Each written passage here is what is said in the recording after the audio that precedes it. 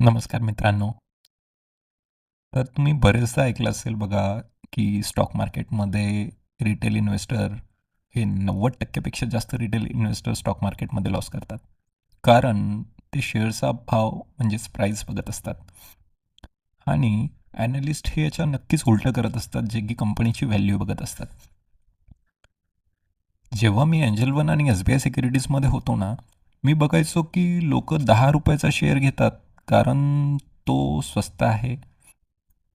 मित्रांनो, कचरा हा नेहमीच स्वस्त असतो आणि सोनं हे महाग असतं. जे की आत्ताच्या रिसेंट काही कंडिशन्समध्ये तुम्हाला कळालंच असेल, सोन्याचे भाव कुठले कुठे गेलेत. तर इक्विटी रिसर्च प्रोफेशनल म्हणून कंपनीचा चार्ट बघण्याच्या आधी त्यांचा बिझनेस बघितला जातो. म्हणजेच काय, की प्रमोटर कोण आहेत, कंपनी प्रॉफिट कमावते का, कंपनीवर कर्ज म्हणजेच डेप्ट किती आहे.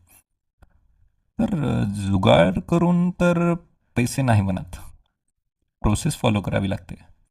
आणि तुम्हाला जर ॲनालिस्टसारखा विचार करायचा शिकायचा आहे, तर मी तुम्हाला ते एका सिंपल भाषेत शिकवू शकतो.